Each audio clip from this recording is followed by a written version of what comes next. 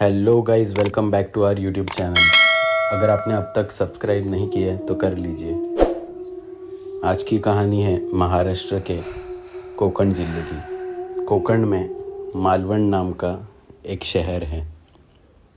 आज की कहानी उसी के ऊपर है। कोकण की ब्यूटी आपको पता ही होगी। काफ़ी सुकून भरा माहौल रहता है, आजू बाजू हरियाली रहती है, घर के थोड़े ही दूर बीच भी रहता है। गांव में लोगों की हलचल भी थोड़ी कम ही रहती है। मालवण में कई साल पहले एक वसुंधरा नाम की औरत रहा करती थी। वो वसुंधरा एक एडवोकेट थी। वो मालवण कोर्ट में प्रैक्टिस करती थी, पर गांव वालों को उसकी हरकतें थोड़ी अजीब लगती थी। वसुंधरा घर में अकेले रहती थी। दिन के समय वो घर में बैठे रहती थी, घर के बाहर घूमते रहती थी और आजू बाजू के झाड़ को देखते रहती थी। उसके आंगन में काफ़ी नारियल के पेड़ थे और नारियल को लेके उसका ऑब्सेशन थोड़ा अलग ही था। गाँव वाले जब भी देखते थे तो वसुंधरा घर में वहीं पे घूमते रहती थी, अकेले घर के बाहर बैठी रहती थी या आंगन में घूमते रहती थी। वसुंधरा की उम्र 35 साल थी। उसने शादी नहीं की थी। वो अपने माँ बाप के घर में रहती थी। गांव के बच्चे भी उसको देख के काफ़ी डरते थे, बट वसुंधरा थी तो नॉर्मल।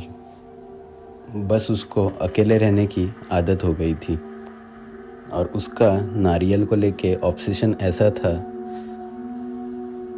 कि जब भी वो घर में रहती थी या फिर घर के बाहर रहती थी और उसको नारियल गिरने का जैसे ही आवाज़ आता था, वो तुरंत उठ के बाहर आ जाती थी, नारियल उठाती थी और घर में जमा करती थी। लोगों को ये बात थोड़ी अजीब लगती थी। आंगन भी अगर उसका खुद का ही है तो तुरंत नारियल उठाने की क्या ज़रूरत है। वसुंधरा के घर के सामने से एक रास्ता जाता है और वो रास्ता देवगढ़, कणकवली जैसे बहुत सारे शहर को कनेक्ट करता था। रात के समय भी 1-1, 2-2 बजे जब भी नारियल गिरने की आवाज़ आती थी, वसुंधरा नींद में से उठ के वो नारियल उठाने जाती थी। लोग उसको देख के थोड़ा सा डरते ही थे। उससे कोई बातचीत भी करने नहीं जाता था। तो बच्चे उसके कंपाउंड के वहाँ गेट के पास खड़े रह के उसको देखते रहते थे, उसको ऑब्ज़र्व करते थे ये कर क्या रही है। और वो जैसे ही उनको देखती थी वो भाग जाते थे। और वो नारियल खाते हुए भी नहीं दिखती थी किसी को। वो खाली नारियल जैसे ही गिरता था झाड़ पे से, वैसे वो जाके उठा लेती थी और घर पे चली जाती थी। फिर नारियल गिरने का जैसे ही वापस आवाज़ आता था, वो जाके उठा लेती थी। वो सिर्फ़ और सिर्फ जब भी कोर्ट के डेट्स रहते थे तभी सबको यूनिफॉर्म में दिखती थी। बाकी दिन भर रात भर वो उसके घर के कपड़ों में ही रहती थी। एक रात की बात है, जब रात को ऐसे ही 3-4 बजे नारियल गिरने की आवाज़ आई। वसुंधरा नींद में से उठ गई और तुरंत नारियल उठाने के लिए घर के बाहर चली गई। नारियल उसको दिखता नहीं है। वसुंधरा थोड़ी सी पागल जैसे ही बर्ताव करने लगती है। उसको लगता है कोई उसका नारियल उठा के चला गया। वो नारियल ढूंढते रहती है, उसको नारियल नहीं मिलता। तब भी वो गेट के पास चली जाती है और उसको नारियल सड़क पे पड़ा हुआ मिलता है। वो गेट खोलती है और नारियल उठाने के लिए रास्ते पे चली जाती है। वो नारियल उठा लेती है और पीछे मुड़ के देखती है तो वो देखती है एक ट्रक आ रहा है। ट्रक ड्राइवर थोड़ा डर जाता है। रात के 3-4 बजे एक औरत रास्ते के बीचों बीच बाल खुले रख के उसको देख रही है। डरने के कारण ड्राइवर की गाड़ी आउट ऑफ कंट्रोल हो जाती है। उसे वो भूत लगने लगती है।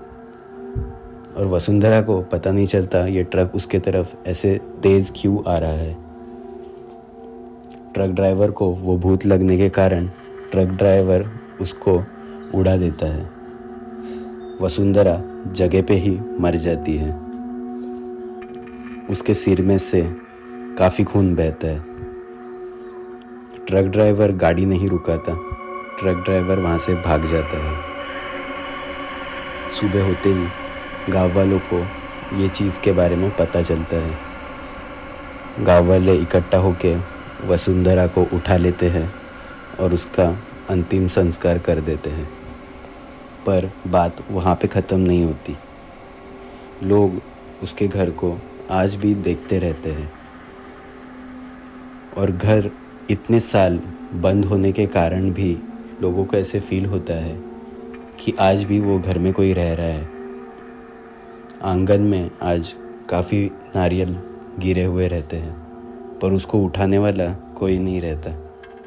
वो सड़क पे से आज भी कणकवली और देवगढ़ के लिए जितने गाड़ियाँ पास होती है उसमें से काफ़ी लोगों को वहाँ पे वो सड़क के बीचों बीच वसुंधरा आज भी नज़र आती है।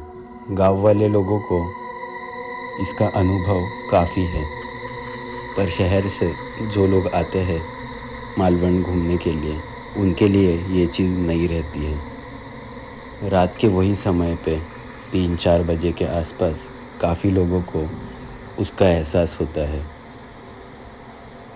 पर उसके सफ़ेद कपड़े, खुले बाल और हाथ में नारियल देख के कोई गाड़ी नहीं रुकाता।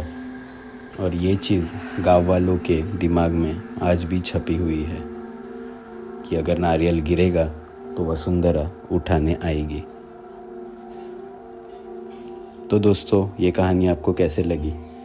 हम लोग डेली शाम को 7 बजे ऐसे वीडियो डालते हैं, तो ये अगर आप मिस ना करना चाहते हो तो चैनल को सब्सक्राइब कर लीजिए। Thank you.